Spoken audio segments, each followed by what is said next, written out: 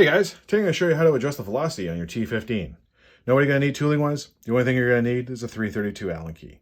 Now let's get started by grabbing that Allen key and going to the right side of our marker.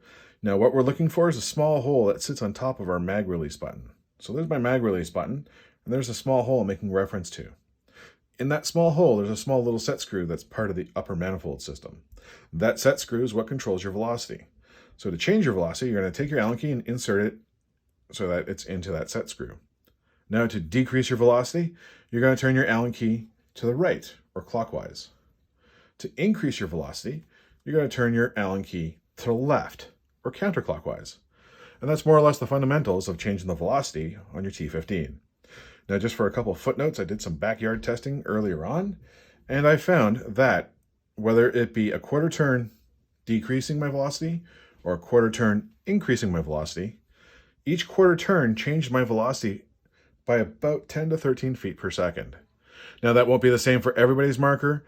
Everybody's going to have their own little variants, but at least that gives you a rough idea of what a quarter turn will give you.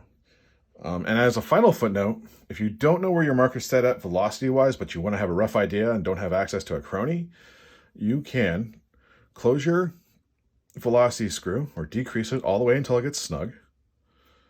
Once it's snug, don't go any further because you don't want to damage the internals. Okay. Once it's snug, you're going to open or increase your velocity 3 full turns. That's 1. That's 2. And this is 3. What I found with a couple of my T15s, after 3 full turns, my average velocity between the two markers was anywhere between 265 to 270 feet per second.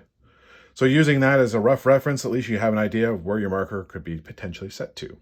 Again, it's not an exact science. Every marker is going to be a little bit different, but at least it's a little bit of information that can give you like a good head start.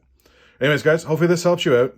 If you have any problems, questions, or concerns, as always, post a message, send me a message, and yeah, anyways, hopefully this helps you out. Cheers, guys.